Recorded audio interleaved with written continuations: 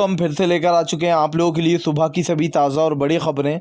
एक एक कर आपको सारी खबरों की जानकारी देंगे आज देश दुनिया में क्या कुछ हो रहा है। दरअसल दोस्तों, सबसे पहली जो बिग ब्रेकिंग न्यूज़ आ रही है, मोदी सरकार पर राहुल गांधी का बड़ा हमला। जी हाँ, बोले फिलहाल टूल किट फंसाकर दूसरों को बदनाम कर रही थी भारतीय जनता पार्टी। सोचिए दोस्तों, उल्टा पात्रा का ही ट्वीट जो था वो गलत निकला। इसके बारे में आपको विस्तार से बताएंगे।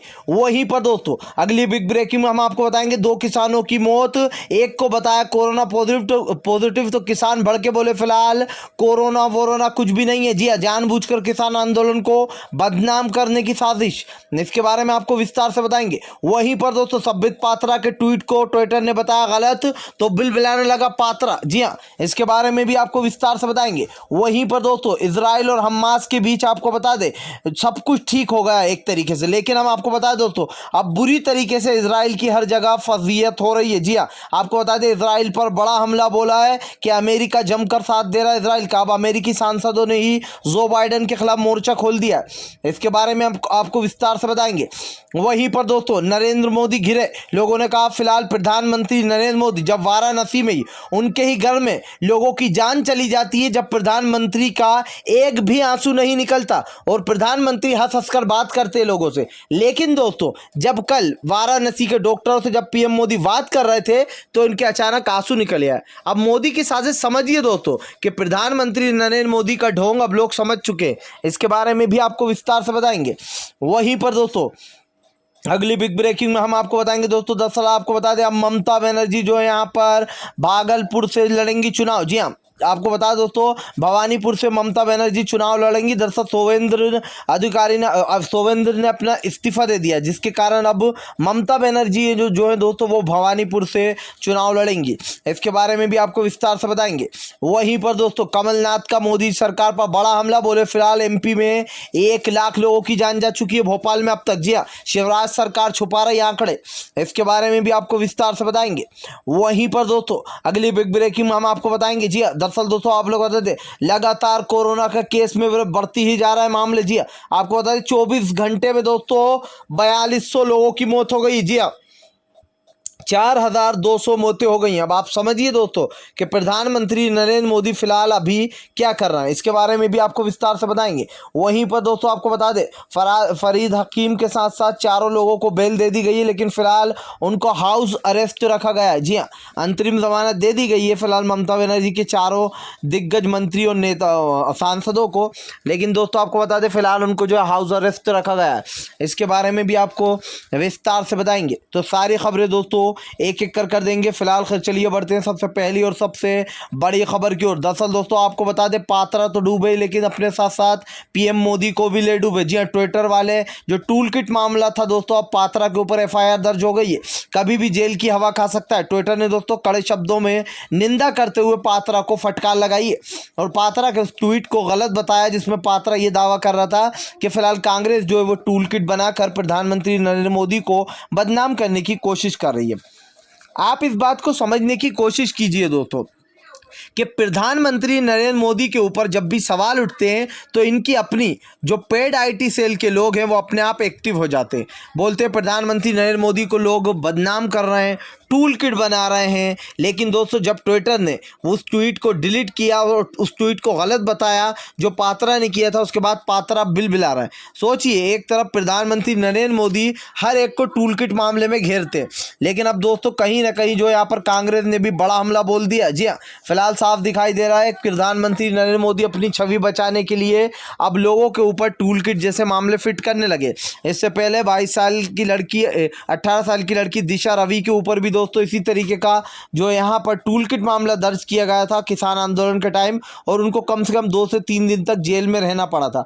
अब आप समझिए दोस्तों कि नरेंद्र मोदी जवान 18 साल के नौजवान पीढ़ी को भी नहीं छोड़ रहा है। फिलहाल खैर चलिए हम बढ़ते हैं दोस्तों एक और अगली बिग ब्रेकिंग की तरफ। बता दोस्तों अगली जो बड़ी खबर निकल कर आ रही, बीवी श्रीनिवास का फिर से एक और वीडियो सोशल मीडिया पर वायरल। दोस्तों बीवी श्रीनिवास ने आपको बता दे राजीव गांधी की पुण्यतिथि के दिन बांटा सभी लोगों को फ्री अनाज और फ्री जो है यहाँ पर आपको बता दें दवाइयों की किट। आपको बता दें दोस्तों बीवी श्रीनिवास की जमकर जो यहाँ पर तारीफ हो रही है। यूथ कांग्रेस ने फिर से एक बार बता दिया कि फिलहाल भले ही भारतीय जनता पार्टी के लोग आगे आए या ना आए, लेकिन दोस्तों कांग्रेस अपना काम पूरी ईमानदारी के साथ निभा रही है। यूथ कांग्रेस के लोगों ने दोस्तों जमकर लोगों की सेवा की और जिस तरीके से यहाँ पर आपको बता दें लोगों को अनाज और ये दवा की किट दी गई है, इसको देखकर सच में काफ़ी अच्छा लगा।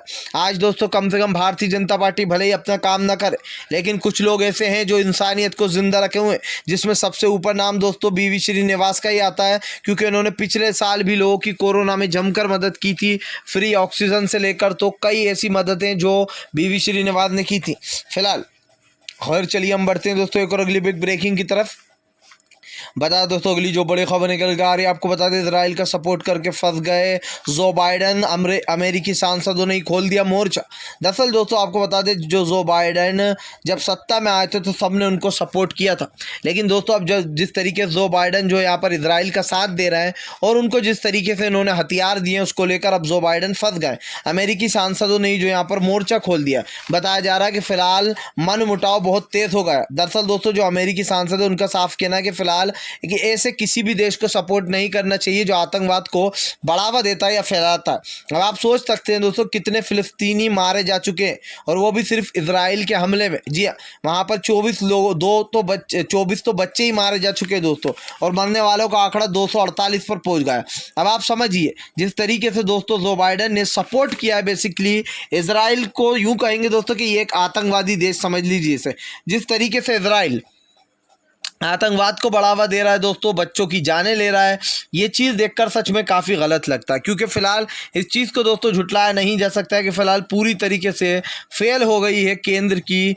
जिस तरीके से दोस्तों यहाँ पर जो बाइडन ने ये सब कुछ किया, इसको लेकर अब लोगों की जो बाइडन को खरी खोती तो सुनना ही पड़ेगी, लेकिन उनकी अपनी पार्टी अब कमज़ोर हो चली है फिलहाल। खैर चलिए हम बढ़ते हैं दोस्तों एक और अगली बिग ब्रेकिंग की तरफ। बता दोस्तों अगली जो बड़ी खबर निकल कर आ रही, भवानीपुर से चुनाव लड़ेंगी दीदी। जी हाँ, दरअसल आपको बता दें दोस्तों सोवेंद्र ने जो है यहाँ पर इस्तीफा दे दिया, जिसके बाद ममता बनर्जी ने ऐलान किया कि फिलहाल वो भवानीपुर से चुनाव लड़ने वाली। आपको बता दोस्तों ये वो सीट है जहाँ पर चुनाव नहीं हो पाए थे। जी हाँ, आपको बता दूँ यहाँ पर हिंसा हुई थी, और हिंसा के बाद से जो यहाँ पर इन दो जगहों पर 2 से 3 जगहों पर चुनाव नहीं हुए थे, जिसके बाद जो यहाँ पर अब यहाँ से चुनाव लड़ने वाले थे सोवेंद्र, लेकिन उन्होंने जो यहाँ पर दोस्तों अपना इस्तीफा दे दिया है। जी हाँ, टीएमसी से, जिसके बाद अब आपको बता दें कि ममता बनर्जी जो दोस्तों वो अब वहाँ से भवानीपुर से चुनाव लड़ने वाली हैं। यानी कि दोस्तों भारतीय जनता पार्टी को बड़ा झटका लगने वाला है फिलहाल। खैर चलिए हम बढ़ते हैं दोस्तों एक और अगली बिग ब्रेकिंग की तरफ। बता दोस्तों अगली जो बड़ी खबर निकल कर आ रही, संबित पात्रा पर भड़के राहुल गांधी का जमकर हमला भारतीय जनता पार्टी पर।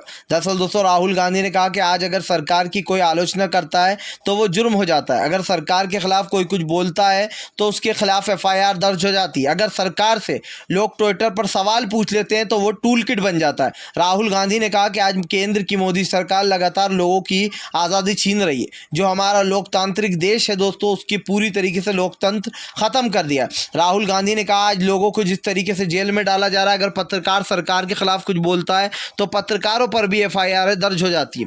राहुल गांधी ने कहा आज हमारे देश में जो है यहाँ पर आपको बता दें दोस्तों पूरी तरीके से जो लोकतंत्र है वो खत्म हो चुका है। राहुल गांधी ने कहा यह बड़ा ही दुर्भाग्यपूर्ण है कि नरेंद्र मोदी से अगर देश की जनता सवाल पूछती है तो उन्हें वो टूल किट लगने लगता है। अगर नरेंद्र मोदी के खिलाफ कोई जो यहाँ पर आलोचना करता है सरकार की तो इस सरकार को वो बर्दाश्त नहीं होता है दोस्तों, और सरकार फिर इसको क्या नाम दे देती है, टूल किट। अब आप समझिए दोस्तों कि प्रधानमंत्री नरेंद्र मोदी के खिलाफ अगर कोई कुछ भी बोलेगा तो वो टूल किट मामला बन जाएगा।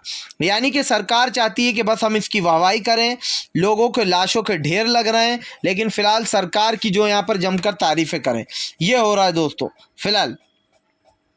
खैर चलिए हम बढ़ते हैं दोस्तों एक और अगली बिग ब्रेकिंग की तरफ। बता दोस्तों अगली जो बड़ी खबर निकल के आ रही फिलहाल आपको बता दोस्तों, मोदी के नाटक से भड़के विपक्ष ने लिए जमकर मजे। जी हाँ, दरअसल दोस्तों आप लोग बता दें, वाराणसी में जब लाखों लोगों की, हजारों लोगों की जान गई, तब नरेंद्र मोदी की आंख से दोस्तों एक आंसू नहीं निकला। वाराणसी दोस्तों मोदी का गढ़ बोला जाता है। जी हाँ, आप खुद सोचिए दोस्तों, वाराणसी में न जाने कितनी जाने गई, लेकिन प्रधानमंत्री नरेंद्र मोदी उस दिन हंस रहे थे खड़े होके। जी हाँ, उनके हंस रहे थे और उनका साफ साफ ये वीडियो वायरल भी हुआ था। लेकिन दोस्तों जब वाराणसी के डॉक्टरों से पीएम नरेंद्र मोदी बात कर रहे थे, तो उस टाइम दोस्तों मोदी जी के आंसू निकल पड़े, उनका नाटक शुरू हो गया। अब आप समझने की कोशिश कीजिए दोस्तों, जब भी मोदी सरकार को ये लगता है कि मोदी सरकार फेल हो गई है, तो अपने आंसुओं का झांसा देने लगते हैं। ये राकेश टिकैत बनने निकले कि जैसे राकेश टिकैत ने मरते आंदोलन को दोस्तों, जब उनके आंसू निकले थे राकेश टिकैत के, तो पूरा आंदोलन जिंदा हो गया था। लेकिन आज नरेंद्र मोदी जो है दोस्तों, वाराणसी के कोरोना वॉरियर्स जो है उनसे बात करते करते रोने लगे। सोचिए दोस्तों, जब कहाँ था ये देश का प्रधानमंत्री, जब लाशें जल रही थी, लाशों के ढेर लगे हुए थे, उस वक्त नरेंद्र मोदी हंस रहे थे, बंगाल की रैलियां कर रहे थे, इधर उधर दौरों पर जा रहे थे। लेकिन तब प्रधानमंत्री के चेहरे पर एक शिकस्त तक नहीं थी। अब जब प्रधानमंत्री ने सोचा कि भाई मुझे टीवी पर पूरे सब लोग देख रहे हैं, जी हाँ, क्यों ना एक हल्का सा नाटक कर दिया जाए, हो सकता है राकेश टिकैत की तरह हमारा भी कुछ काम बन जाए, हो सकता है हमारे नाटक से ये जो सब कुछ फैल रहा है ये रुक जाए। यानी कि नरेंद्र मोदी चाहते हैं कि ये जो मौतें हो रही हैं, ये जो लगातार आंकड़े बढ़ रहे हैं, उनके एक आंसू जो है ये सब कुछ सुधार देगा। सोचिए दोस्तों, इस देश का प्रधानमंत्री जब लोगों की जान जाती है तब रोता नहीं है, लेकिन जब कोरोना वॉरियर से बात करता है तब प्रधानमंत्री नरेंद्र मोदी के आंसू निकल जाते हैं। वाह रे वाह प्रधानमंत्री जी। फिलहाल खैर चलिए हम बढ़ते हैं दोस्तों एक और अगली बिग ब्रेकिंग की तरफ। बता दोस्तों अगली जो बड़ी खबर निकल कर आ रही, कमलनाथ ने खोली एमपी के शिवराज की पोल, बोले फिलहाल 1 लाख लोगों की गई है जान। जी हाँ, शर्म कर ले शिवराज सिंह चौहान। आपको बता दोस्तों, शिवराज सिंह चौहान के ऊपर कमलनाथ का बड़ा हमला, बोले फिलहाल आंकड़े छुपाए जा रहे हैं, अब तक 1 लाख लोगों की मध्य प्रदेश में मौत हो चुकी है। आपको बताया दोस्तों, कल तो एक ऐसा नज़ारा सामने आया जिसमें एक जो एम्बुलेंस थी दोस्तों, बिगड़ी हुई एम्बुलेंस, उसको लोग धक्के मार रहे हैं, उसके बावजूद भी स्टार्ट नहीं हुई। ये हालत होगा ये दोस्तों मध्य प्रदेश की, कि फिलहाल लगातार कोरोना के मामले बढ़ते जा रहे हैं। कमलनाथ जी ने कहा कि फिलहाल 1 लाख से भी ज़्यादा मौतें हो चुकी है मध्य प्रदेश में, लेकिन उसके बावजूद भी शिवराज सरकार जो है वो चुपचाप बैठी हुई है। अब आप समझने की कोशिश कीजिए दोस्तों, देश में क्या हो रहा है। 1 लाख लोगों की जाने जाना मतलब बहुत ही बड़ा दोस्तों यहाँ पर खतरा। 1 लाख लोगों का, ये आंकड़े दोस्तों अमेरिका शुरू से कह रहा है कि फिलहाल नरेंद्र मोदी की सरकार जो है वो आंकड़े छुपा रही है, चाहे दोस्तों वो यूपी हो, मध्य प्रदेश हो, या फिर दोस्तों आपको बता दें गुजरात हो, हर जगह से आंकड़े छुपाए जा रहे हैं फिलहाल। खैर चलिए हम बढ़ते हैं दोस्तों एक और अगली बिग ब्रेकिंग की तरफ।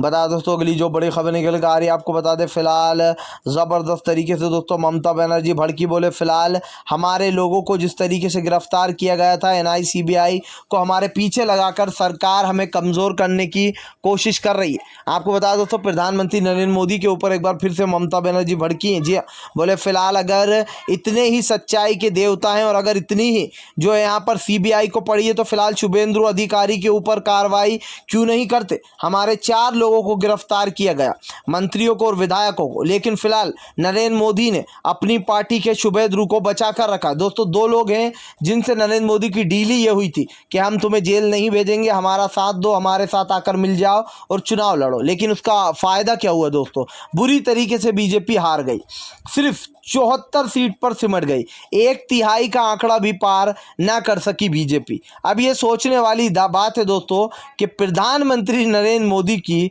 किस तरीके से करारी हार हुई है, या फिर यूँ कहते हैं कि करारी शिकस्त मिली है, क्योंकि फिलहाल भारतीय जनता पार्टी दोस्तों एक बार समझ नहीं पा रही कि फिलहाल जिस तरीके से बीजेपी की एक एक कर दोस्तों शाखा कमज़ोर हो रही है, इससे कहीं ना कहीं दोस्तों दीदी ज़बरदस्त तरीके से उभर कर सामने आई हैं।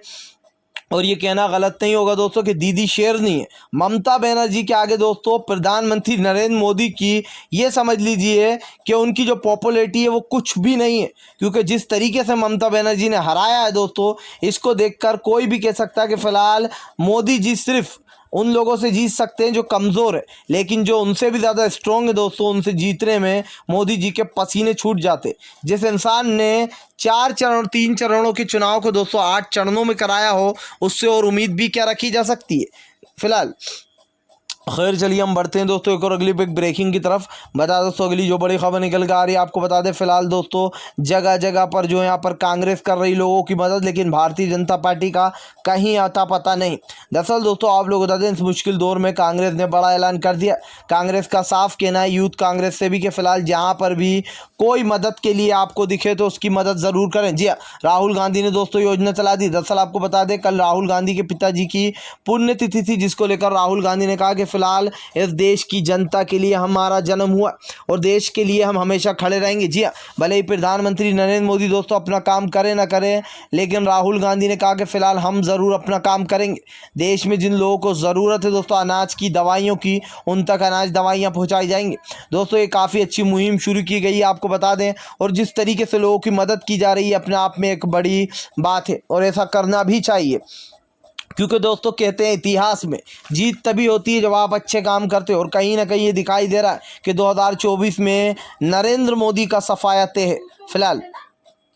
खैर चलिए हम बढ़ते हैं दोस्तों एक और अगली बिग ब्रेकिंग की तरफ। बता दोस्तों अगली जो बड़ी खबर निकल कर आ रही, यूपी पुलिस अब नहीं फेंकने देगी इधर उधर लाशें। जी हाँ, यूपी पुलिस ने दोस्तों अलर्ट कर दिया, यानी कि दोस्तों अब जो लाशें मिल रही थी इधर उधर, अब उनको एक तरीके से गायब करने का काम चल रहा है। बेसिकली उन लाशों को ठिकाने लगाया जाएगा, या तो रेत में दफना दिया जाएगा, या दोस्तों उनको कहीं गायब कर दिया जाएगा। लेकिन अब योगी सरकार ने पुलिस को हाई अलर्ट कर दिया कि फिलहाल जहाँ पर भी कोई लाश वगैरह फेंकता हुआ दिखे कि उसको गिरफ्तार कर लो, धर लो। जी हाँ, अब इसका मतलब समझिए दोस्तों आप, योगी सरकार ने ये इसलिए किया है कि ये जो लाशें हैं ये लोगों की नज़रों में आ रही हैं। अगर लोग गंगा किनारे फेंकेंगे तो योगी सरकार की बदनामी हो रही है। वैसे ही अब की बार योगी का सफाया यूपी से तय होने जा रहा है। योगी सरकार को डर लग रहा है कि फिलहाल भैया 2022 में अब होने क्या वाला है, क्योंकि अभी आपको मैं बता दूं दोस्तों एक वोटिंग सर्वे किया गया था, और ये सर्वे किसी और ने नहीं दोस्तों बल्कि जी न्यूज़ ने किया था, जो कि गोदी मीडिया, सुधीर चौधरी मोदी का सबसे बड़ा भक्त। लेकिन दोस्तों जब उसने सवाल पूछा